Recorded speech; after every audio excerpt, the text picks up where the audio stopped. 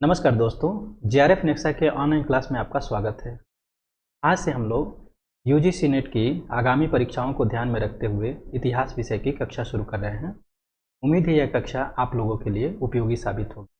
सबसे पहले हम लोग इतिहास विषय के सिलेबस का अध्ययन करेंगे। उसके बाद हम लोग एक एक सिलेबस में दिए गए प्रत्येक बिंदु पर चर्चा करते हुए संपूर्ण सिलेबस को कवर करने का प्रयास करेंगे। तो आइए सबसे पहले हम लोग देख लेते हैं कि सिलेबस में क्या क्या दिया हुआ है। जो भारतीय इतिहास का जो सिलेबस दिया हुआ है उसको हमने तीन भागों में बांट दिया है। प्राचीन भारत के सिलेबस को अलग भाग में, मध्यकालीन भारत के सिलेबस को अलग भाग में और आधुनिक भारत के इतिहास के सिलेबस को अलग भाग में। तो वीडियो बहुत लंबी ना हो इसके लिए हमने क्या किया है कि आज की क्लास में हम सिर्फ प्राचीन भारतीय इतिहास के सिलेबस पर चर्चा करेंगे। दूसरी वीडियो में हम लोग मध्यकालीन भारत के इतिहास पर चर्चा करेंगे और आखिरी भाग में आधुनिक भारतीय इतिहास पर चर्चा करेंगे। यूजीसी नेट ने जो इतिहास का सिलेबस बनाया है उसे 10 यूनिट में विभाजित किया है। तो प्राचीन भारतीय इतिहास के लिए जो उन्होंने सिलेबस बनाया है उसके 3 यूनिट, यानी कि जो भारतीय इतिहास के जो 3 यूनिट है शुरुआत के, वो प्राचीन भारतीय इतिहास को बताते हैं। अगले जो 3 यूनिट है यानी कि पहला, दूसरा और तीसरा यूनिट प्राचीन भारत के लिए, चौथा, पाँचवा और छठवां यूनिट मध्यकालीन भारत के लिए और सातवां, आठवां और नौवां यूनिट आधुनिक भारत के लिए है। जो इनके जो यूजीसी नेट के सिलेबस में जो 10वां यूनिट दिया गया है वो इतिहास लेखन विषय को बताता है। तो आइए हम सबसे पहले प्राचीन भारतीय इतिहास के सिलेबस को देख लेते हैं, फिर हम लोग मध्यकालीन को देखेंगे और फिर आधुनिक भारत के सिलेबस को देखेंगे। इन्होंने जो लिखा है, history paper consist of all the aspects of Indian history for example. इतिहास का प्रश्न पत्र तो भारत के इतिहास के सभी पहलुओं को, अब जो हम लोग पढ़ते हैं ना प्राचीन भारत का इतिहास, मध्यकालीन भारत का इतिहास और आधुनिक भारत का इतिहास, लेकिन इन्होंने जो इतिहास के पहलुओं की बात किया है वो 8 भागों में बताया है।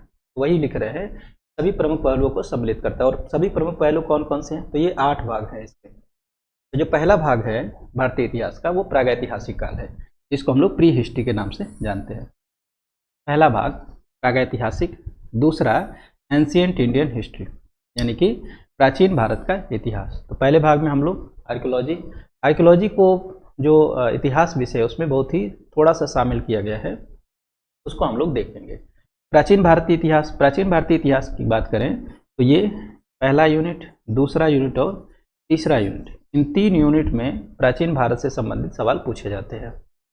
जो चौथा है, तीसरा जो हमारा भाग है मिडिवल इंडियन हिस्ट्री, इसमें अगर हम बात करें मध्यकालीन भारत, मिडाइवल इंडियन हिस्ट्री में बात करें तो इसका जो यूनिट है हमारा चौथा यूनिट, पाँचवा यूनिट और छठवां यूनिट। इन 3 यूनिट्स में मध्यकालीन भारतीय इतिहास के बारे में पढ़ना होता है। अगली बात करें, जो चौथा भाग इन्होंने दिया है वो है आपका modern Indian history. Modern Indian history और नेशनल मूवमेंट, इनके बारे में हम लोग पढ़ेंगे आपके 7वें यूनिट, 8वें यूनिट और 9वें यूनिट। 9वें यूनिट में ही हम स्वतंत्रता उपरांत भारत का इतिहास भी देख लेंगे, यानी कि ये दोनों के दोनों भाग हमारे 9वें यूनिट में शामिल है। मतलब 7वें, 8वें और 9वें, इसके 9वें यूनिट में ये वाला भाग शामिल है। इसके अतिरिक्त अगर 10वें भाग की बात करें, जो 10वां यूनिट है, उसमें ऐतिहासिक पद्धति, historical method, research method, methodology और हिस्टोरियोग्राफी, इनके बारे में हम लोग, हिस्टोरियोग्राफी के बारे में या फिर रिसर्च मेथोडोलॉजी के बारे में या हिस्टोरिकल मेथड्स के बारे में, इनके बारे में हम लोग 10वें यूनिट में देखेंगे। थोड़ी बहुत बातें इसमें से शामिल होंगी। तो अगर हम देखें तो इन्होंने हिस्ट्री को 10 यूनिट विभाजित किया और 10 यूनिट को भी हम लोग 4 भागों में बांट के देखेंगे। पहला, दूसरा और तीसरा, चौथा, पाँचवा, छठवां, सातवां, आठवां, नौवां और 10वां। ये जो हम क्लास शुरू कर रहे हैं अभी, इसमें हम इस बात का ध्यान रखेंगे कि इस क्लास की शुरुआत हम 10वें यूनिट से करेंगे, क्योंकि पहले से लेकर के 9वें यूनिट में हम पूरे भारतीय इतिहास को पढ़ते हैं और 10वें यूनिट में हिस्टोरियोग्राफी को पढ़ते हैं, इतिहास लेखन को पढ़ते हैं।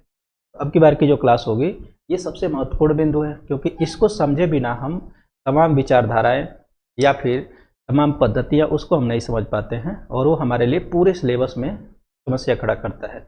एग्जाम तक आते आते भी ये वाला पोर्शन कवर नहीं हो पाता है, जिससे परीक्षा में भी हमें परेशानी का सामना करना पड़ता है। तो हम सबसे पहले 10वीं यूनिट को पढ़ेंगे। 10वीं यूनिट के बाद पहले, दूसरे और तीसरे, फिर चौथे, पाँचवें, छठवें और सातवें, आठवें और 9वें यूनिट का अध्ययन करेंगे। तो हमारे जो पढ़ने का तरीका होगा वो 10वां यूनिट, 10वें यूनिट के बाद पहला, दूसरा, तीसरा, चौथा, पाँचवा, छठवां, सातवां, आठवां, 9वां। इन 10 यूनिट के अतिरिक्त जो यूजीसी नेट ने सिलेबस बनाया उसमें कुछ टर्म दिए हैं। उन टर्म को यूजीसी नेट के सिलेबस के शुरुआत में ही दिया गया है और उन टर्म को भी हमने क्या किया है, उन टर्म को भी हमने 3 भागों में बांटा है। जो टर्म दिए गए हैं उसको भी अध्ययन की सुविधा के लिए हमने 3 भागों में बांट दिया है, जिसमें से प्राचीन भारतीय इतिहास को से संबंधित जो टर्म है उनको प्राचीन भारतीय इतिहास में, मध्यकालीन इतिहास, भारतीय इतिहास से संबंधित जो टर्म है वो मध्यकालीन भारतीय इतिहास में, और आधुनिक भारत इतिहास से संबंधित जो टर्म है वो आधुनिक भारतीय इतिहास में शामिल करेंगे। कुछ टर्म ऐसे हैं जो हिस्टोरियोग्राफी को प्रेजेंट करते हैं, तो उसको हम लोग 10वें यूनिट के साथ जोड़ के पढ़ेंगे। जो टर्म दिया गया है उसके बारे में थोड़ा सा देख लेते हैं कि प्राचीन भारतीय इतिहास से संबंधित उन्होंने कौन कौन से टर्म दिए। जैसे कॉन्सेप्ट, आइडिया एंड टर्म, ये यूजीसी नेट के सिलेबस के शुरू में ही दिया गया है। उसमें क्या लिखा है, संकल्पनाएं, विचार, विधियाँ और शब्दावली। तो कुछ शब्दावली हैं जिसको हमने इस तरह से व्यवस्थित किया है कि आपको समझ में आ जाए। जैसे वैदिक शब्दावली में क्या क्या शब्दावली दी गई है, तो वैदिक शब्दावली में हम देखते हैं भारतवर्ष की चर्चा की करना है, यानी कि शुरुआत के शब्दावलियों में हमें भारतवर्ष की बातें मिलती है।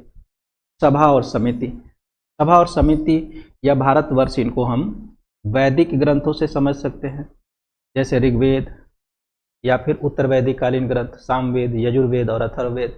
इसके अतिरिक्त भारतवर्ष की चर्चा हमें पुराणों में भी मिलती है। तो पुराण में भारतवर्ष का विस्तार से चर्चा किया गया है, वहाँ पर हम इसके बारे में पढ़ेंगे।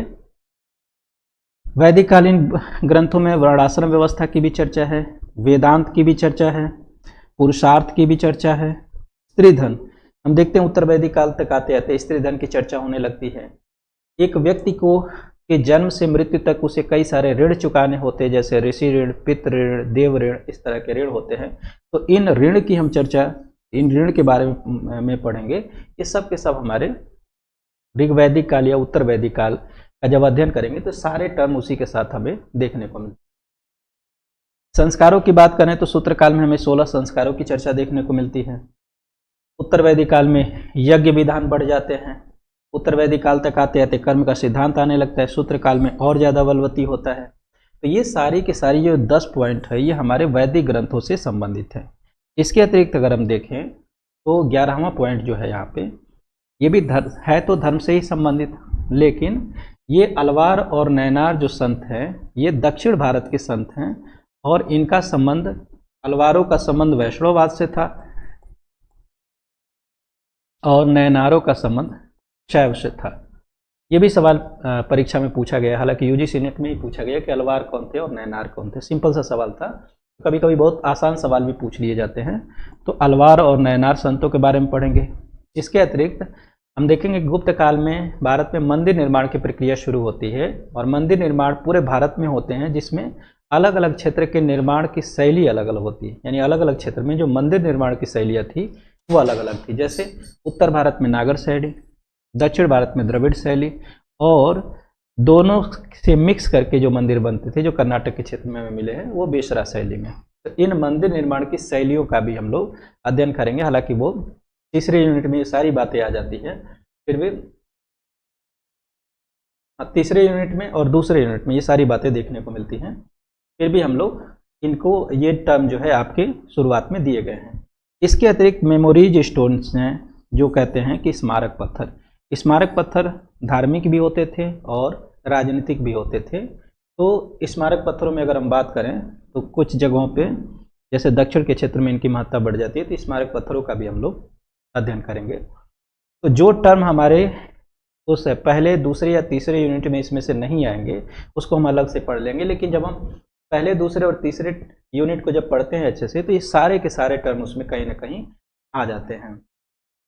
ये धार्मिक बातों के अतिरिक्त अगर हम देखें तो कुछ हमारे देश में बौद्ध और जैन धर्म जैसे विचार उत्पन्न हुए।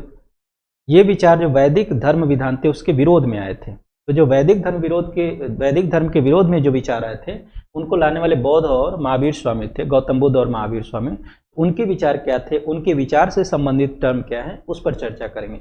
अब जैसे एक टर्म आता है धर्म विजय, ये धर्म विजय जो है धम्म विजय से संबंधित है। और जब हम अशोक को पढ़ते हैं तो अशोक के अभिलेखों में बार बार धम्म विजय की चर्चा मिलती है।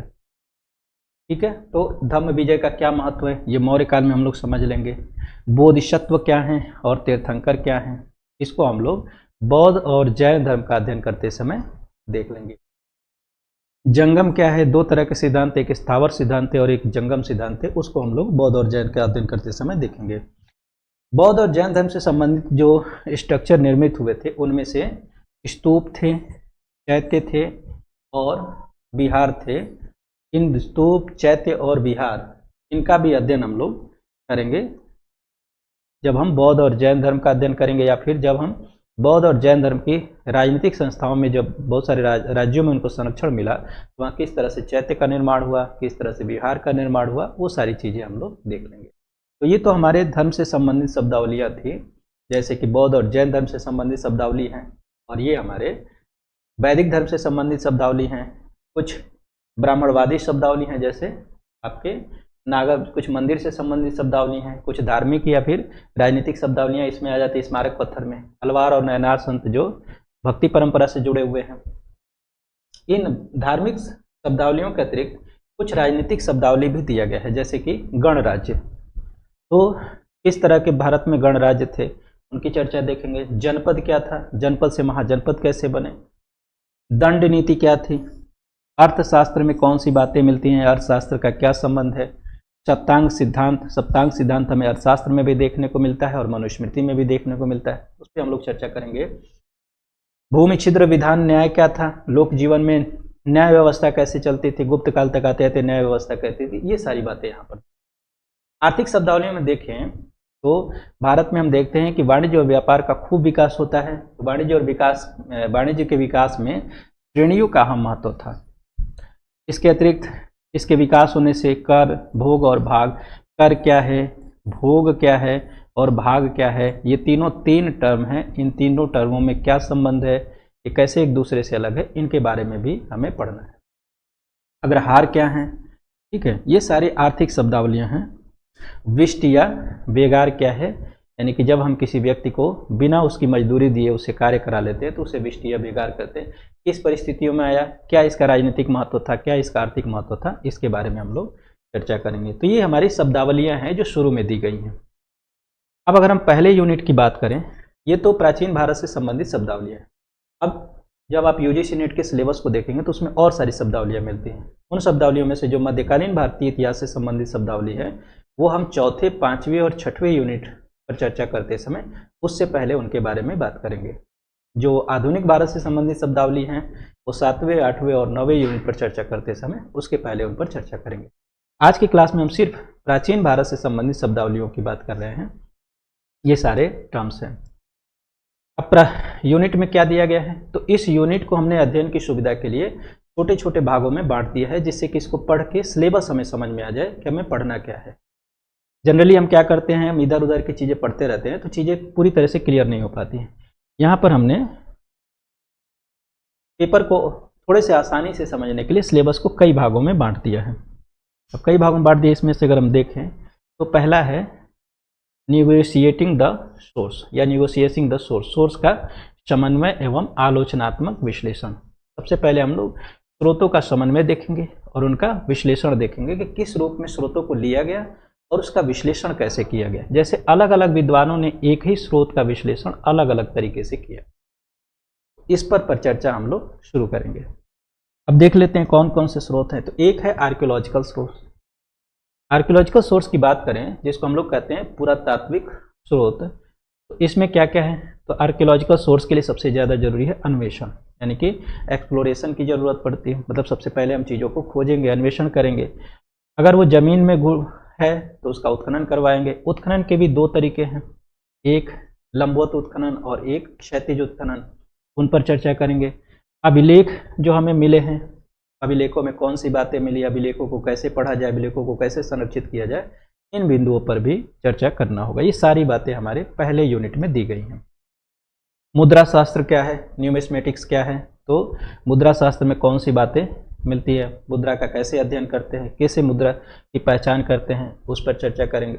डेटिंग ऑफ आर्कियोलॉजिकल साइट्स यानी कि पुरातात्विक स्थलों का काल निर्धारण करना, ये हमारे पहले यूनिट के शुरू में ही दे दिया गया है, तो इसको हमने एक और, हाँ बस इतना ही है। तो 5 भागों में हमने बांटा है, जैसे कि आर्कियोलॉजिकल सोर्स में अगर देखें तो उसका उत्खनन, अन्वेषण, उत्खनन, अभिलेख विद्या क्या है, मुद्रा शास्त्र क्या है और पुरातात्विक स्थलों का काल निर्धारण क्या है, ये हमने पहले भाग में रखा है। इसको हमने करीब 10 या 11 भागों में बांटा है, तो एक एक भाग को देखते चलूँ। दूसरे भाग में जो हमारा सोर्स है वो है साहित्यिक स्रोत, जिसको हम लोग कहते हैं लिटरेरी सोर्स। साहित्यिक स्रोतों की बात करें तो इसमें आता है स्वदेशी साहित्य, ठीक है, यानी कि इंडिजेनस लिटरेचर, स्वदेशी साहित्य आता है। स्वदेशी साहित्य के अतिरिक्त अगर हम कहें तो स्रोतों के 2 रूप होते हैं, एक प्राइमरी स्रोत और एक सेकेंडरी स्रोत। प्राइमरी स्रोत जो तत्कालीन घटनाओं का आंखों देखा विवरण एक तरह से कह लें, या फिर जिसके साथ वो घटना हुई है वही बता रहा है। इसमें अभिलेखीय स्रोत भी हो सकते हैं, तत्कालीन डायरी हो सकती है, या फिर जो उस घटना के समय उपस्थित व्यक्ति था उसके साथ की गई बातचीत भी हो सकती है। ये प्राथमिक स्रोत में आते हैं। सेकेंडरी स्रोत उन प्राथमिक स्रोतों के आधार पर जो चीज़ें लिखी जाती हैं उनको हम सेकेंडरी स्रोत के तौर पे देखते हैं, तो इनका अध्ययन करेंगे। इस स्वदेशी साहित्य और प्राथमिक और द्वितीय स्रोत के अतिरिक्त रिलीजियस एंड सेकुलर लिटरेचर क्या है, यानी कि धार्मिक और लौकिक साहित्य क्या है। लौकिक साहित्य में भी बहुत सारी बातें देखने को मिलती है, जैसे लोकल यानी आम जन में जो लोकप्रिय गीत हैं उनमें भी हमें बहुत सारी ऐतिहासिक बातें देखने को मिलती हैं। धार्मिक ग्रंथों में हमें बहुत सारी ऐतिहासिक बातें देखने को मिलती है, उनका अध्ययन हमें करना होगा। काल निर्धारण की समस्या क्या है भारत में, क्योंकि भारत में जैसे यूरोप में या फिर चीन में जिस तरह से डेटिंग की जाती थी, एक एक चीज़ को बिंदुवार तारीख के अनुसार लिखा जाता था, ऐसी विधि भारत में नहीं थी। तो भारत में जो काल निर्धारण जब इतिहास लिखा गया तो काल निर्धारण की कई सारी समस्याएं हैं। इन समस्याओं के समाधान के लिए या तो हम चीनी कैंटन विधि पर निर्भर हैं या फिर यूनानी विधि पर निर्भर हैं।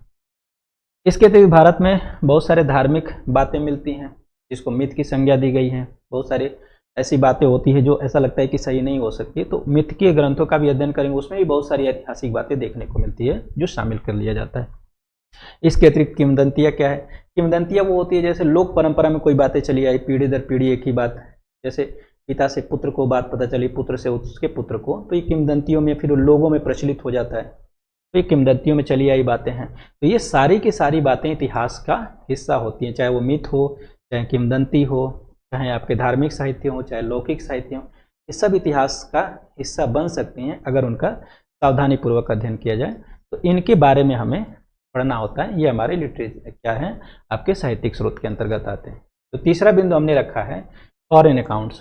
फॉरेन अकाउंट्स का मतलब जो भारत में बाहर से आए हुए लोग थे जिनको हम लोग विदेशी कहते हैं, जैसे कि ग्रीक, जैसे कि आपके चाइनीज, जैसे कि अरेबिक। तो भारत में जो सबसे पहले आए वो ग्रीक आए। जो सिकंदर जब भारत के पश्चिमोत्तर भू क्षेत्र में आया था तो उसी के साथ बहुत सारे ग्रीक स्कॉलर भारत आए थे और उन्होंने भारत के बारे में लिखा है। इसके अतिरिक्त हम देखें हर्षवर्धन के समय वेनसांग आता है, गुप्त काल में फायान आता है, तो उन्होंने क्या क्या विवरण दिया था या उनके ग्रंथ में क्या क्या चीज़ें मिलती है वो हम चाइनीज स्रोत के अंतर्गत पढ़ेंगे।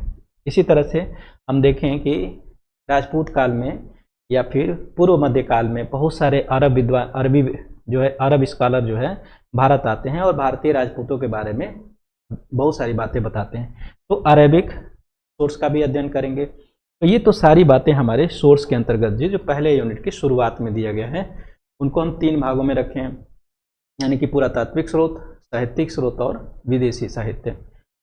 यहाँ से इसके बाद हमारा जो भारतीय इतिहास की जो सिलेबस शुरू होता है, जिसकी शुरुआत हम देखते हैं कि आर्कियोलॉजी से शुरू होती है, यानी कि क्या बोलते हैं प्री हिस्ट्री से शुरू होती है। प्री हिस्ट्री में हम देखें पशुपालन और खाद्य उत्पादन, यानी हमारे लोगों ने भारतीय या फिर दुनिया में कैसे लोगों ने जंगली जीवन से लेकर के और एक कहें कि सुव्यवस्थित जीवन की तरफ वो कैसे आगे बढ़े उसका अध्ययन करना होता है। और कैसे उन्होंने पशुपालन की शुरुआत किया, कैसे उन्होंने खाद्य उत्पादन शुरू किया। इसमें अगर हम देखें तो भारत में पशुपालन और खाद्य उत्पादन का जो व्यवस्थित स्वरूप देखने को मिलता है वो न्यूलिथिक एज में मिलता है और चैल्कोलिथिक एज में, यानी कि नवपाषाण काल और ताम्रपाषाण काल में। तो नवपाषाण काल और ताम्रपाषाण काल के बारे में हमें पढ़ना है। इस समय की बस्तियां कैसे थी, बस्तियों से ये पता चल जाता है कि लोगों का जीवन किस रूप में चल रहा था, बस्तियों का वितरण कैसा था, वो किन टूल्स का प्रयोग करते थे, कौन कौन से औजारों का प्रयोग करते थे। इससे उनके तकनीकी ज्ञान की जानकारी मिलती है कि किस तरह के वो तकनीकों से परिचित हो चुके थे। इसके अतिरिक्त करें कि विनिमय के प्रतिरूप, यानी कि वो किस तरह से वस्तुओं का विनिमय करते थे, एक वस्तु दूसरे को देते थे, अपनी ज़रूरत की चीज़ें कैसे पूरी करते थे, इससे उनके व्यवहारिक जीवन की जानकारी मिलती है। तो ये तो हमारे, अगर हम कहें कि जो प्री हिस्ट्री है उससे संबंधित ये 4-5 चीज़ें हमें पढ़ना होता है। हाँ, इनको समझने के लिए हमें पूरा पाषाण काल और मध्य पाषाण काल को भी थोड़ा सा पढ़ना होगा। बाकी जो आपके सिलेबस में दिया गया वो सिर्फ नव पाषाण काल और ताम्र पाषाण काल को ही दिया गया है।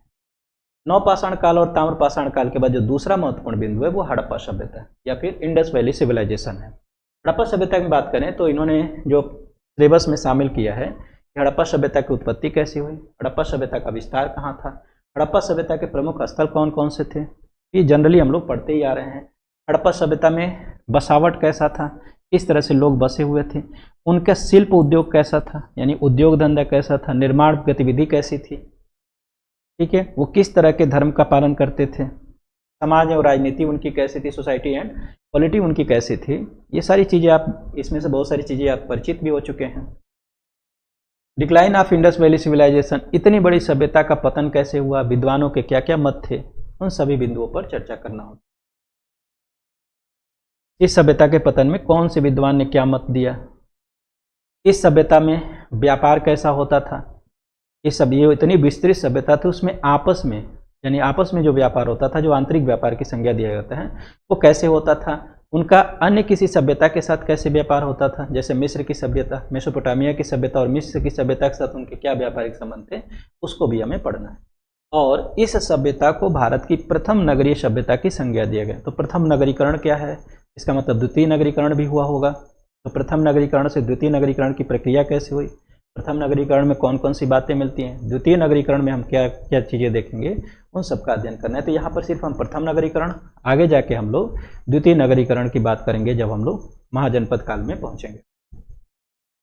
तो हमने आपके ये आर्कियोलॉजिकल चीज़ें हैं, प्री हिस्ट्री में है। अब इसके बाद हमारा जो अगला बिंदु आता है वो वैदिक एंड लेटर वैदिक पीरियड। तो पहले यूनिट का जो तीसरा महत्वपूर्ण बिंदु है वो है आपका वैदिक एंड लेटर वैदिक पीरियड, और जो हमने क्लासिफाइड किया है उसका ये छठा बिंदु है, वैदिक काल और उत्तर वैदिक काल। उत्तर वैदिक, इसमें कहें तो आर्य डिबेट्स। अब भारत में जो वैदिक सभ्यता को लाने वाले लोग थे उसको यूरोपीय विद्वानों ने आर्य की संज्ञा दिया। अब फिर एक सवाल बनता है कि आर्य थे कौन, इसको लेकर के विद्वानों में काफ़ी मतभेद है। कुछ विद्वानों का मानना है कि आर्य मध्य एशिया के रहने वाले थे और उन्होंने भारत में आक्रमण किया और भारतीय जातियों को जीत करके यहाँ पर शासन किया था। कुछ विद्वानों का मानना है कि मध्य एशिया के रहने वाले थे और भारत में वो प्रवेश कर गए, ठीक है। कुछ विद्वानों का मानना है कि नहीं, वो भारत के ही मूल निवासी थे, वो कहीं बाहर से नहीं आए थे, उनका भारत में के ही रहने वाले थे और भारत में उनका प्रसार हुआ। तो विद्वानों में क्या डिबेट है, यहाँ पर जो लिखा है ना कि आर्य विवाद, आर्यों की उत्पत्ति एवं आगमन संबंधी विवाद, उनकी उत्पत्ति कहाँ हुई और वो उनका आगमन, क्या वो भारत में बाहर से आए थे या भारत के ही मूल निवासी थे, इसको लेकर के विद्वानों में अभी भी डिबेट चल रहा है, मतभेद है। आर्यों के अब आर्यों ने जो राजनीतिक संस्थाओं का निर्माण किया, राजनीतिक और सामाजिक संस्थाओं का निर्माण किया, जिसके बारे में हमें जानकारी ऋग्वेद में और उत्तर वैदिक ग्रंथों में जैसे कि सामवेद, यजुर्वेद और अथर्ववेद में देखने को मिलता है, उसके बारे में हम लोग पढ़ेंगे। उनकी समय के राज्य की संरचना कैसी थी और उनके समय में राज्य संबंधी सिद्धांत क्या थे जो आधुनिक विद्वानों द्वारा बताए गए। वर्णों का उद्भव कैसे हुआ, जैसे आज हमारा समाज वर्णीय विभाजित है, वर्ण के आधार पर वर्ण और जातियों का स्वरूप देखने को मिलता है। तो वर्णों का उद्भव कैसे हुआ और वर्णों के उद्भव से सामाजिक स्तरीकरण कैसे आया, वो चीज़ें हम देखेंगे। सोशल स्ट्रेटिफिकेशन क्या आया, और इसके अतिरिक्त हम देखेंगे कि इन ग्रंथों में धार्मिक बातें कौन सी मिलती हैं और दार्शनिक बातें कौन सी मिलती हैं। इन सभी बिंदुओं पर चर्चा करेंगे। तो पहले यूनिट के छठे पॉइंट में हम लोग इन सारे बातों पर बात करेंगे। जो सातवां पॉइंट है वो थोड़ा सा इनसे अलग है।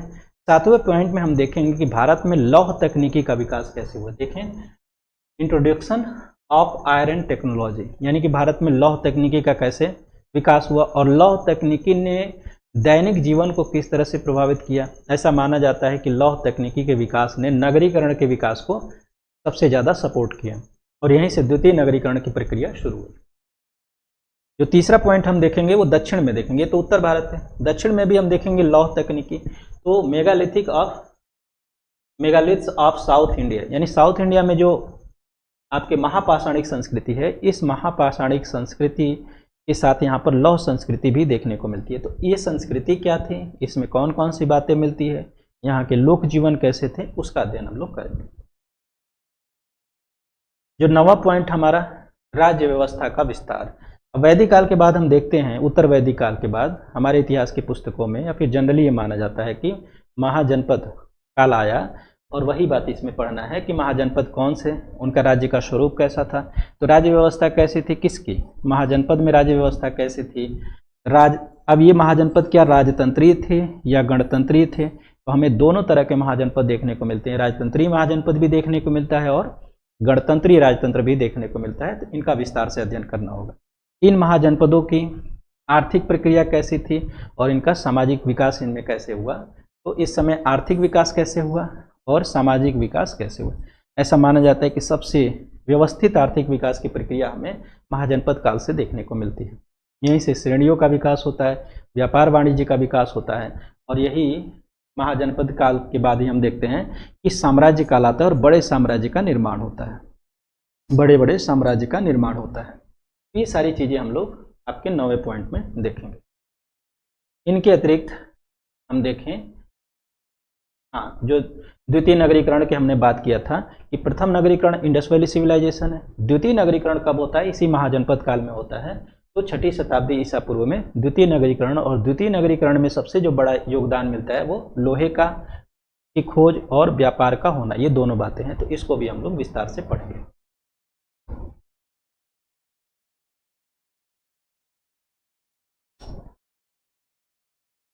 अब देखिए, इसी यूनिट में हमें एक बात और पढ़ना है। अब तक जो हम बातें पढ़ रहे थे वो वैदिक क्रम से चली आ रही थी, लेकिन ऐसा माना जाता है कि वैदिक विधि विधान या वैदिक कर्म विधान थे, जो लोक जीवन में कर्म विधान बढ़ रहे थे, उसको लेकर के लोगों से, कुछ सामान्य जन से ही कुछ लोग निकल के आए जिनको जो कहा जाता है कि क्षत्रिय वर्ण से थे, और उन्होंने वैदिक विधि विधानों का विरोध किया और वैदिक जो बातें लिखी गई है उसको नहीं माना। उन्हीं व्यक्तियों को नास्तिक की संज्ञा दिया गया है, उनको अवैदिक या नास्तिक की संज्ञा दिया गया है और लिखा गया है कि अवैदिक, नास्तिक या विरोधी संप्रदायों का उदय, यानी कि इमरजेंस ऑफ हेट्रोडॉक्स सेक्ट्स। जो हेट्रोडॉक्स सेक्ट्स थे ये कौन थे और ये क्यों वैदिक विधानों को नहीं मानते थे, ऐसे वैदिक कर्म विधान क्या थे। जनरली किताबों में आपको कर्मकांड मिलता है, तो मैं उसे कर्मकांड की जगह पे कर्म विधान ही कहूँगा। तो वैदिक कर्म विधान क्या थे, ऐसी उसमें कौन सी बातें थी जिसकी वजह से एक बड़ा आंदोलन हुआ, और ये आंदोलन करने वाले व्यक्तियों में जो प्रमुख नाम आता है वो गौतम बुद्ध का और महावीर स्वामी का आता है। उन्होंने क्या विचार दिया, वो वेदों को क्यों नहीं मानते थे, इसके बारे में हम चर्चा करेंगे। और इनको मानने वाले यानी कि जैन धर्म में क्या विचार आया, जैन धर्म की उत्पत्ति किन परिस्थितियों में हुई, बौद्ध धर्म में क्या विचार आया और बौद्ध धर्म की उत्पत्ति किन परिस्थितियों में हुई, उसको यहाँ पर देखें। इसके अतिरिक्त देखें आजीवक संप्रदाय क्या था, आजीवक संप्रदाय में कौन सी बातें कही गई हैं, ये सारी चीजें हम लोग देखेंगे जो 10वें भाग में हमने रखा है, पहले यूनिट के 10वें भाग में। इसके बाद हमारा द्वितीय यूनिट शुरू होता है। तो 10वें यूनिट में हमें इनकी यानी कि बौद्ध, जैन और आजीवक की थोड़ी सी बातों को हमें समझना होगा कि उस समय की परिस्थितियां क्या थी, किन परिस्थितियों में ये संप्रदाय अस्तित्व में आए और इन्होंने समाज को क्या विचार दिया, इनके बारे में हमें पढ़ना है। बाकी हमें पहले यूनिट में जो विस्तार से पढ़ना है उन सभी चीज़ों को पढ़ना है। जनरली हम क्या करते हैं कि इनको खूब पढ़ना शुरू कर देते हैं। अब ये ध्यान रखिएगा कि पहले यूनिट को भी अगर हमने 10 भागों में विभाजित किया है और 10 भागों में भी अगर देखें तो 10वें भाग में, यानी कि ये पहले यूनिट का सबसे एक तरह से कहिए एक पार्ट ही है। हमें इस पर बहुत ज़्यादा फोकस करने की जगह पे हमें ये ध्यान रखना होगा कि ये संप्रदाय क्यों आए और इन्होंने वैदिक विधि विधान के खिलाफ कौन सी बातें कही थी। इन बिंदुओं पे हमें पढ़ते समय ध्यान देना होगा। अब दूसरे यूनिट में बात करें तो दूसरा यूनिट जो है महाजनपद काल के बाद की बातें करता है, यानी कि जब साम्राज्य निर्माण की प्रक्रिया शुरू होती है। और साम्राज्य निर्माण की प्रक्रिया हम देखते हैं कि मौर्य काल में आते आते बड़े स्तर पर आ जाता है। मौर्य शासकों ने लगभग पूरे भारत पर शासन किया था। तो इसमें हम देखेंगे कि कौन सी बातें देखना है, तो फ्रॉम स्टेट टू एम्पायर, यानी महाजनपद से कैसे साम्राज्य का निर्माण हुआ, ये हम लोग दूसरे यूनिट में पढ़ेंगे। राज्य से साम्राज्य तक। दूसरे यूनिट में क्या है, राइज ऑफ मगध, यानी कि मगध का उत्कर्ष किन परिस्थितियों में हुआ, ऐसी कौन सी भौगोलिक परिस्थितियां थी जो मगध के उत्कर्ष के लिए सहायक हुई। दूसरा इसमें क्या बिंदु है कि Greek invention under Alexander and it's effects, यानी कि सिकंदर के नेतृत्व में यूनानी आक्रमण। अब ये यूनानी आक्रमण भारत के किस हिस्से में हुआ, भारत के किन क्षेत्रों पर इनका प्रभाव बना, ये देखना है। और उसके आने से भारतीय समाज व्यवस्था या भारतीय राजनीति व्यवस्था में क्या परिवर्तन हुए, इसका अध्ययन हमें करना होता है। ठीक है, इसके बाद हम देखें मौर्यन एक्सपेंशन, यानी मौर्य साम्राज्य का विस्तार। अलेक्जेंडर के आने के बाद चंद्रगुप्त मौर्य ने एक बड़े साम्राज्य की स्थापना किया और उसको और ज़्यादा विस्तारित करने का कार्य अशोक ने किया। तो वो चीज़ें हमें देखना है कि मौर्य साम्राज्य का विस्तार। इसके अतिरिक्त मौर्यों की शासन व्यवस्था कैसी थी। अब शासन व्यवस्था के लिए हम लोग कौटिल्य अर्थशास्त्र पर निर्भर रहते हैं या फिर मेगस्थनीज के इंडिका पर निर्भर रहते हैं। तो उन किताबों में कौन सी बातें मिलती है उसको देखेंगे, अशोक के अभिलेखों को देखेंगे, समाज कैसा था, अर्थव्यवस्था कैसी थी मौर्यकालीन, इन सारे बिंदुओं पर हम लोग बात करेंगे। अशोक का धम्म क्या है, तो जो हमने अभी टर्म देखा था वहाँ पर धम्म की बात की गई है। तो अशोक कौन से धम्म की बात करता है उसको भी देखेंगे और उसका स्वरूप कैसा था, यानी अशोक के धर्म का स्वरूप कैसा था उस पर भी हम लोग बात करेंगे। ठीक है, आगे देख लेते हैं। इसका जो 7वां पॉइंट है, decline and disintegration of the Mauryan empire, ये गलती से 8 आ गया। ठीक है, मौर्य साम्राज्य का पतन और विघटन कैसे हुआ। तो जो इतना बड़ा साम्राज्य था जो पूरे भारत पर शासन कर रहा था, उसका पतन कैसे हुआ, उसका विघटन कैसे हुआ, ये भी सिलेबस में है। ठीक है, इसके अतिरिक्त अगर कहें कि मौर्यकालीन कला और वास्तुकला कैसे थी, इसको भी पढ़ना होता है। तो मौर्यकालीन कला कैसे थी, मौर्यकालीन वास्तुकला कैसे थी, उसको ध्यान में रखना है। ठीक है, अशोकन एडिक्ट्स है, और यह सुनना, अशोकाज एडिक्ट्स क्या हैं, यानी अशोक के अभिलेखों में कौन सी बातें, उनकी लैंग्वेज क्या थी। तो जो अशोक के अभिलेख थी उसकी लैंग्वेज क्या थी, उसको किसने पढ़ा था और उनमें कौन कौन सी बातें मिलती हैं, इसका हमें विस्तार से अध्ययन करना होता है। 2 बातें, उसकी लैंग्वेज क्या थी और उसकी भाषा क्या थी और उसका लिपि क्या था। भाषा अलग चीज़ है और लिपि अलग चीज़ है, ये बातें हमें ध्यान में रखना है। तो अशोक ने जो अभिलेख लिखा है उसमें भाषा कौन सी प्रयोग किया था, लिपि कौन सा उसने प्रयोग किया था, उसको किसने पढ़ा था, कब पढ़ा था और उसमें कौन कौन सी बातें मिलती हैं, वो सारी चीज़ें हमें ध्यान से पढ़ना होगा। ये हमारा जो दूसरा यूनिट का जो हमने पहला भाग रखा है उसमें रखा है। जो दूसरा भाग है उसमें हम देखते हैं कि मौर्य साम्राज्य के विघटन के बाद बहुत सारी क्षेत्रीय शक्तियों का उदय हुआ। तो ये क्षेत्रीय शक्तियाँ कौन थी, उनका भारतीय राजनीति में क्या महत्व है, उनके बारे में हम देखेंगे। ठीक है, इसमें जो बातें हैं, dissolution of empire and emergence of regional powers. अब ये कौन कौन से रीजनल पावर्स हैं, तो हम देखते हैं कि इंडो ग्रीक्स, ये कहाँ पर शासन कर रहे थे, इन्होंने भारत को क्या दिया। इंडो यूनानी कौन थे, ये कहाँ से आए थे, इनकी क्या ऐतिहासिक पृष्ठभूमि थी और भारत के किन भागों में शासन किया, इनकी जानकारी के स्रोत क्या हैं, उनके बारे में हम लोग ध्यान से पढ़ेंगे। शुंग कौन थे, कहाँ से आए थे, किस परिस्थिति में आए थे, क्या ये आक्रमण के थ्रू आए थे या अपने मूल स्थान से इन्हें भगा दिया गया था, इनके बारे में जानकारी के स्रोत क्या हैं, कहाँ शासन किए थे। इसके अतिरिक्त सातवाहन कौन थे, क्या ये मगध में जो राजवंश की स्थापना हुआ उन राजवंशों के क्रम में आते हैं, इनके सिक्के कैसे मिले हैं, ये किस धर्म को प्रमोट कर रहे थे, इस सातवाहन परिवार की जो स्त्रियां थी वो किस धर्म को प्रमोट कर रही थी, वो सारी चीज़ें हम लोग देखेंगे। कुषाण कौन थे, ठीक है। उसके बाद हम देखेंगे कि शक क्षत्रप कौन थे, तो शक कौन थे, कुषाण कौन थे, सातवाहन कौन थे, शुंग कौन थे, इंडो यूनानी कौन थे, यानी कि हिंदी यूनानी कौन थे। ये सब के सब लोकल गवर्नमेंट थे, क्षेत्रीय राज्य थे, और इन क्षेत्रीय राज्यों ने भारतीय इतिहास में क्या सहयोग दिया, इनकी क्या मौलिकता थी, उन सारी बातों को हम लोग को पढ़ना होगा। इसके अतिरिक्त हम लोग जो पढ़ेंगे वो संगम पढ़ेंगे। यानी कि संगम साहित्य का अध्ययन करेंगे। संगम साहित्य हम देखते हैं केरला के क्षेत्रों में, जो आपका दक्षिण वाला क्षेत्र है, कावेरी नदी वाला क्षेत्र, वहाँ पर संगम साहित्य लिखा जाता है। संगम साहित्य के अतिरिक्त हम देखेंगे कि उस समय की इन साहित्य में, संगम कालीन साहित्य में परिलक्षित दक्षिण भारत की राजनीतिक व्यवस्था और सामाजिक व्यवस्था। तो संगम साहित्य में हमें दक्षिण भारत की राजनीतिक व्यवस्था की जानकारी मिलती है। वहाँ पर चोल, चेर और पांड्य राज्यों की जानकारी मिलती है, वो कौन थे, उनमें आपसी क्या क्या झगड़े थे, उनकी समाज व्यवस्था कैसी थी, कौन सी ऐसी पुस्तक है जो बहुत ही महत्वपूर्ण है, व्यापार व्यवस्था कैसा था, उन सब का अध्ययन हम लोग इसी यूनिट में कर लेंगे। जो चौथी बात हमने दूसरे यूनिट के चौथे भाग में जो हमने रखा है, वो रखा है कि व्यापार वाणिज्य द्वितीय शताब्दी ईसा पूर्व से तृतीय शताब्दी ईस्वी तक, यानी कि 200 ईसा पूर्व से लेकर के तीसरी शताब्दी ईस्वी, 500 सालों में हमारा व्यापार किस रूप में था, कहाँ कहाँ से हमारा व्यापार होता था, व्यापार किसके पक्ष में था, क्या हम व्यापार हमारे पक्ष में था, व्यापार से क्या हम सबको लाभ हो रहा था, वो सारी बातें हमें देखेंगे। व्यापार एवं वाणिज्य कैसा था द्वितीय शताब्दी ईसा पूर्व से तृतीय शताब्दी ईस्वी तक।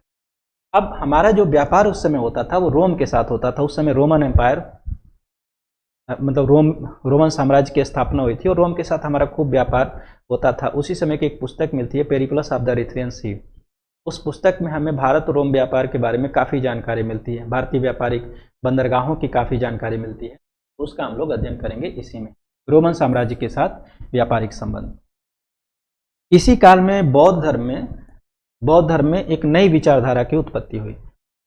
जैसे जो बुद्ध के विचार थे, जो मूल विचार को मानने वाले लोग थे, वो हीनयानी कहलाए। हीनयानी वो हैं जिन्होंने कहा था कि बुद्ध ने ऐसा ही कहा था और बुद्ध के ही वचनों पर चलने वाले थे।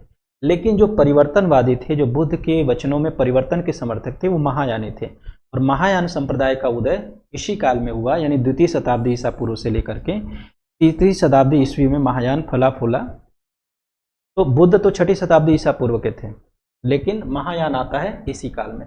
तो इसी काल में जब महायान आता है तो हम लोग ये देखेंगे कि महायान बौद्ध धर्म का उदय किस परिस्थिति में हुआ, उसके लिए कौन कौन से कारक जिम्मेदार थे, कौन सी क्षेत्रीय शक्ति जिम्मेदार थी और किस शासक ने इसको सबसे ज़्यादा समर्थन दिया। छठी बात करें तो एक शासक हमें मिलते हैं, उड़ीसा के शासक खारवेल। तो खारवेल का हाथी गुम्फा अभिलेख हमें देखना होता है। उनके जानकारी का जो सबसे प्रमुख स्रोत है वो हाथी गुम्फा अभिलेख है। और साथ ही कि दक्षिण में एक तरह से कहें कि उड़ीसा के क्षेत्रों में जैन धर्म का क्या महत्व था, तो जैन और खारवेल के बारे में हम लोग यहाँ पर अध्ययन करेंगे। ठीक है, सातवां जो पॉइंट है हमारा वो है उत्तर मौर्यकालीन कला एवं वास्तुकला। तो इस काल में कला कैसी थी और वास्तुकला कैसी थी। इसी काल में हम देखते हैं कि मूर्ति निर्माण की गांधार कला शैली का विकास हुआ। ठीक है, गांधार स्कूल का विकास हुआ मूर्तिकला की मथुरा स्कूल का विकास हुआ और मूर्तिकला की अमरावती स्कूल का विकास हुआ। तो दक्षिण में अमरावती स्कूल, उत्तर भारत में, पश्चिमोत्तर में देखें तो गांधार और आपके उत्तर भारत में मथुरा। तो अमरावती कला शैली क्या थी, इनमें मूर्तियों को किस रूप में निर्मित किया गया, इनका निर्माण किस प्रक्रिया से हुआ, किस धर्म से संबंधित मूर्तियां हैं, मथुरा कला शैली में की मूर्तियों की उत्पत्ति कैसे हुई और गांधार कला शैली की मूर्तियां कैसे बनी, इन सभी चीज़ों को अध्ययन करना है। ये सब के सब आपके दूसरे यूनिट में दिए गए हैं। अभी हम लोग दूसरे यूनिट के बारे में ही पढ़ रहे हैं। इसी भाग में हम लोग गुप्त काल का अध्ययन करेंगे, यानी गुप्त वाकाटक युग का अध्ययन करेंगे। गुप्त वाकाटक, अब जो गुप्त थे वो उत्तर भारत में शासन कर रहे थे, उत्तर भारत, और जो वाकाटक थे वो आपके दक्कन में शासन कर रहे थे। इन दोनों के क्या संबंध थे, किस तरह से इन्होंने वैवाहिक संबंध के द्वारा एक दूसरे का सहयोग किया, कैसे शकों का और कुषाणों का अंत किया, इन सब चीज़ों का अध्ययन हम करेंगे। अब इसके अतिरिक्त हम देखेंगे गुप्तों की राजनीतिक व्यवस्था कैसी थी और गुप्तकालीन समाज व्यवस्था। तो गुप्तकालीन राजनीतिक व्यवस्था और गुप्तकालीन समाज व्यवस्था का हम लोग विस्तार से अध्ययन करेंगे। उनकी कृषि आधारित अर्थव्यवस्था कैसी थी। ऐसा कहा जाता है कि गुप्त काल तक आते आते रोमन साम्राज्य का पतन हो जाता है।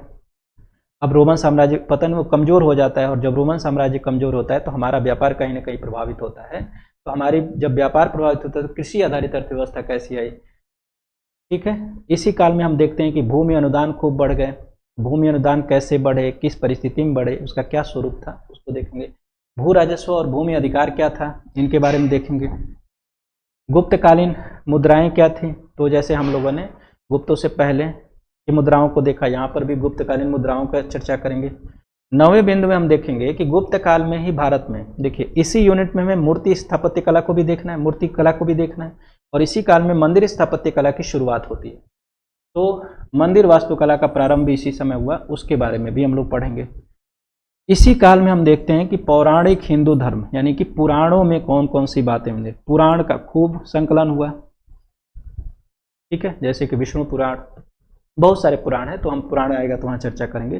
पुराणों में कौन कौन सी बातें मिलती है, क्या ऐतिहासिक जानकारी मिलती है, वो सारी चीजें हमें। 11वां जो भाग है दूसरे यूनिट का, संस्कृत भाषा एवं साहित्य का विकास। इस काल में जो हम संस्कृत भाषा जो प्रयोग करते हैं उसका भाषा का विकास हुआ। इसी काल में संस्कृत साहित्य का विकास हुआ। संस्कृत साहित्य के जो इस काल के जो सबसे बड़े विद्वान माने जाते हैं वो कालिदास माने जाते हैं, तो उनके बारे में भी हम लोग को विस्तार से पढ़ना है। इसी काल में हम देखते हैं गुप्त काल में ही, यानी कि 3री शताब्दी ईस्वी से लेकर के 6ठी शताब्दी ईस्वी तक भारत में इसका विकास होता है। भारत में विज्ञान और प्रौद्योगिकी का विकास हुआ। विज्ञान और प्रौद्योगिकी के क्षेत्र में भारत ने पूरी दुनिया में सर्वोच्च स्थान प्राप्त किया। इसके बाद खगोल शास्त्र में भारत का अहम योगदान था। मैथमेटिक्स में भारत पूरी दुनिया में अपना सर्वोच्च स्थान रखा। चिकित्सा के क्षेत्र में तो भारत में साइंस, टेक्नोलॉजी, एस्ट्रोनॉमी, मैथमेटिक्स और मेडिसिन ये कैसे विकसित हुए, किन परिस्थितियों में, इनसे जुड़े कौन कौन से विद्वान हैं, किस विद्वान का किससे संबंध है, इसको लेकर के क्रोनोलॉजी में खूब सवाल यूजीसी नेट में पूछे जाते हैं, तो उसको भी आपको ध्यान में रखना है।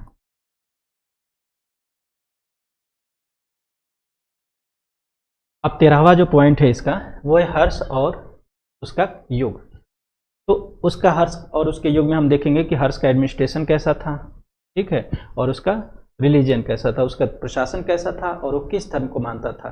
जैसे इसी के समय वेनसांग आता है और वो दावा करता है कि हर्ष बौद्ध धर्म को मानता था, लेकिन हम देखते हैं कि हर्ष सूर्य पूजा भी करता है और शिव की भी पूजा करता है। तो उसके धर्म को लेकर के जो डिबेट है उस पर चर्चा करेंगे।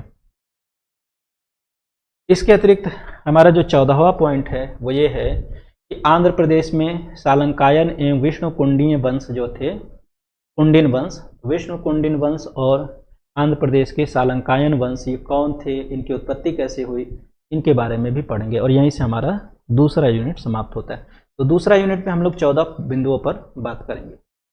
इसके बाद प्राचीन इतिहास का जो तीसरा यूनिट शुरू होता है। तीसरा यूनिट एक बात कहें तो ये राजपूत काल को प्रेजेंट करता है, और इस समय तक भारत के अलग अलग क्षेत्रों में कई सारे क्षेत्रीय राज्यों की उत्पत्ति हुई। जैसे कि अगर हम कहें भारत के अगर मैप को देखें तो ये दक्षिण भारत है, तो दक्षिण भारत में कई राजवंशों ने शासन किया। ये दक्कनी राज्य हैं, दक्कन में कई सारे राजवंशों ने शासन किया।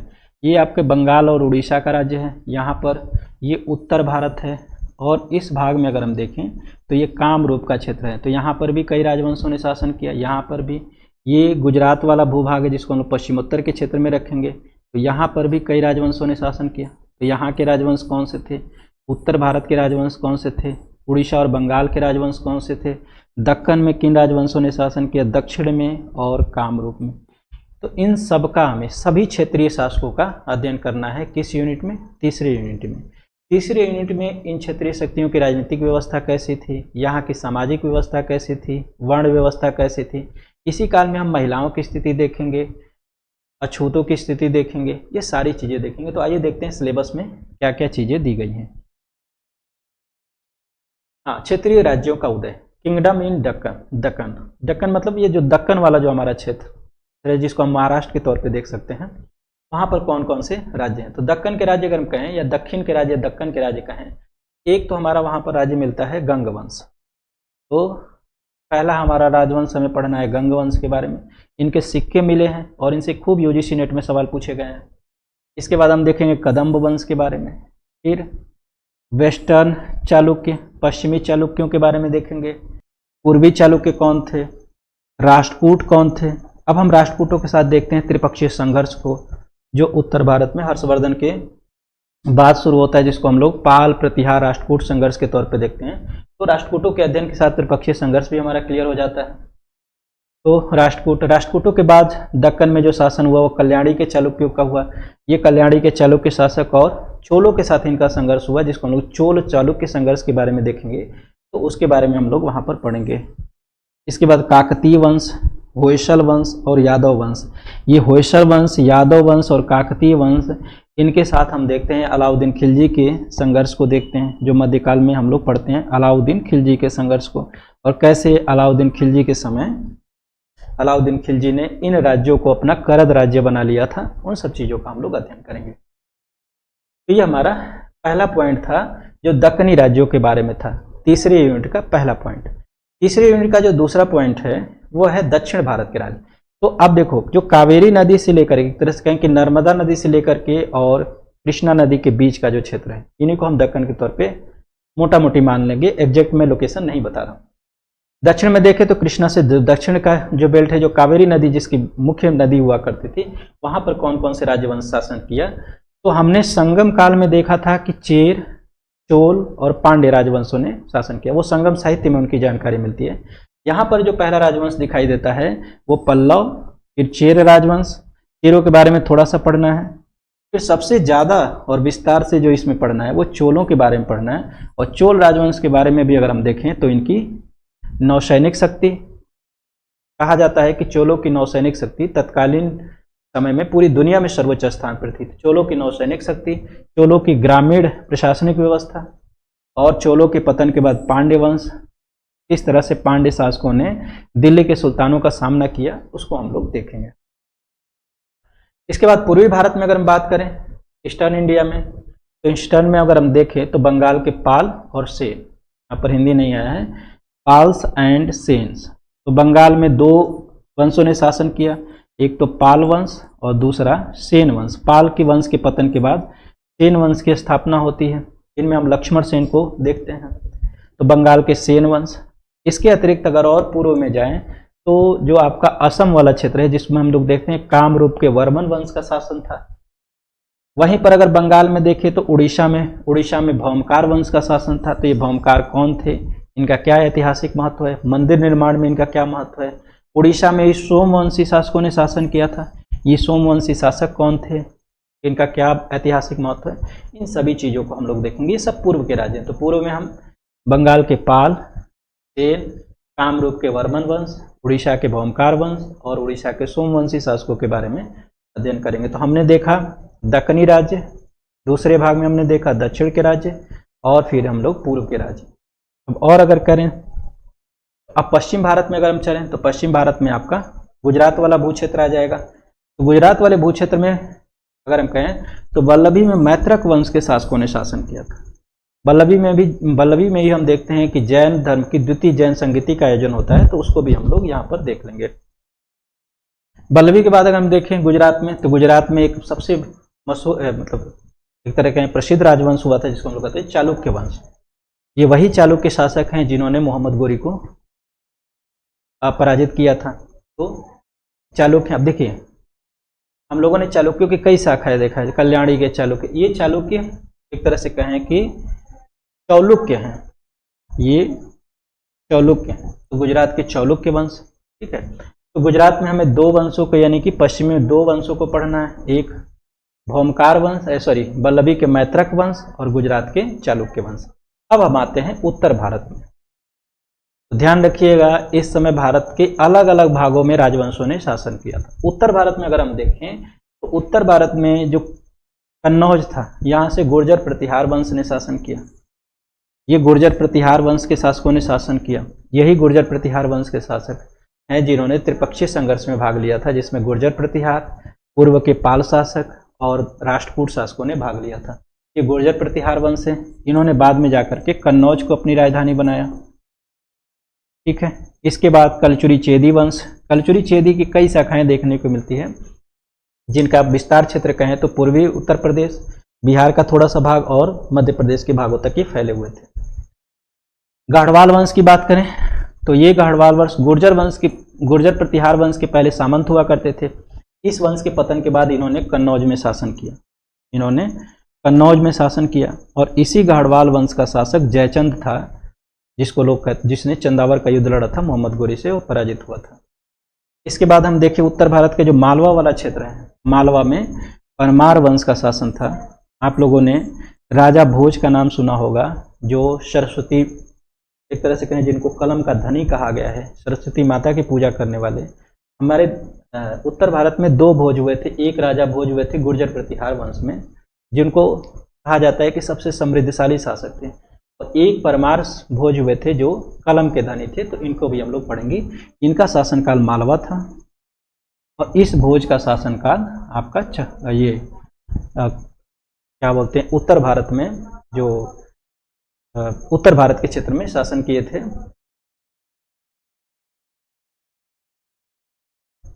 हाँ, मैं नाम भूल गया था। गुर्जर प्रतिहार वंश का जो है कन्नौज के शासक थे, तो ये कन्नौज के भोज थे और ये जो हैं मालवा के भोज थे।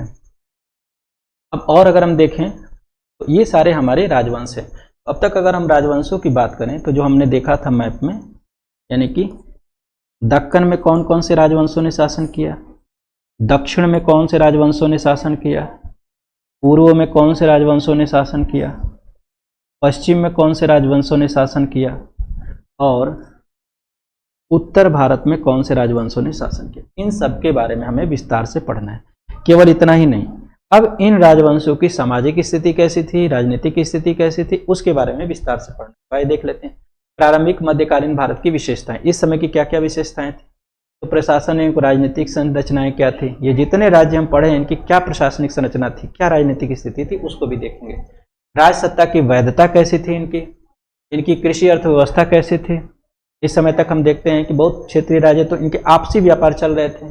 कृषि अर्थव्यवस्था, भूमि अनुदान की स्थिति क्या हो गई थी, उत्पादन संबंधों में किस तरह के परिवर्तन आए थे इन राज्यों में, स्तरीकृत भूमि आधारित एवं कृषक वर्ग कैसे थे, जल संसाधन इनका कैसा था, कर व्यवस्था कैसी थी, सिक्का और मुद्रा प्रणाली इन शासकों की कैसी थी।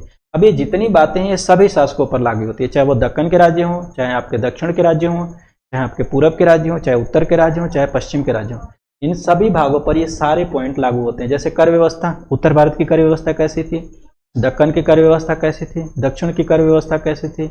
इसी तरह से अगर हम कहें कि जल संसाधन, तो जल संसाधन में उत्तर भारत के शासकों ने जल को लेकर के कौन कौन से टैक्स लगाए, इस तरह की कर व्यवस्था, हालांकि यूजीसी नेट में पूछा भी गया जल संसाधन से संबंधित सवाल, तो उन सबको हम लोग विस्तार से देखेंगे।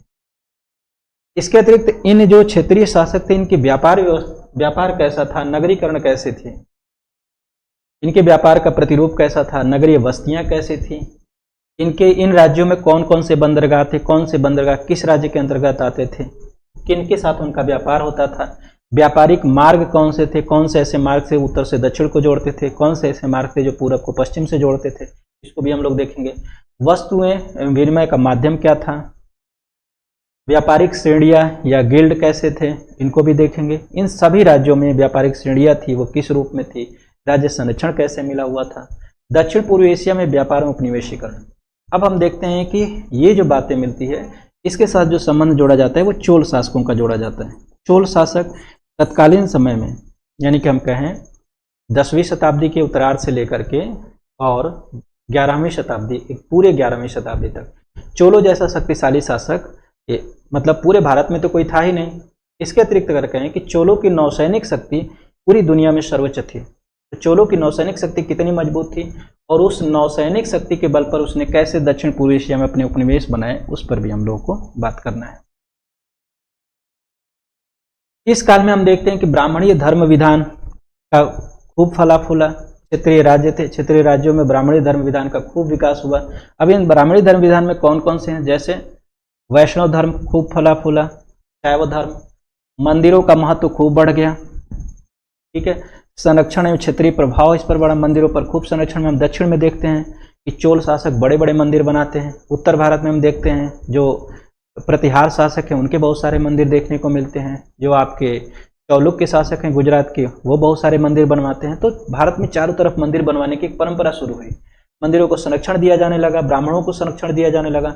मंदिर वास्तुकला में किस तरह से क्षेत्रीय शैलियों ने अपना स्थान बना लिया, उसको भी देखते हुए चलेंगे।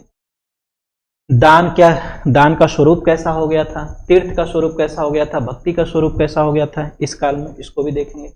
इसी काल में तमिल भक्ति आंदोलन हुआ, जिसको हम लोग कहते हैं, एक का दोहा है, भक्ति उपजी द्रावड़ी लाए रामानंद, प्रकट किया कबीर ने सप्तद्वीप नौखंड। तो जो भक्ति की उत्पत्ति हुई तमिल क्षेत्र में यानी दक्षिण में हुआ था। तो भक्ति क्या था, इस भक्ति आंदोलन में अगर हम देखें तो बहुत सारे दार्शनिक हुए, जैसे शंकर, माधव, यानी शंकराचार्य, माधवाचार्य, रामानुजाचार्य, इनका दर्शन क्या है, इनके मत क्या है, ईश्वर संबंधी इनके विचार क्या है, इस पर भी हम लोगों को चर्चा करें।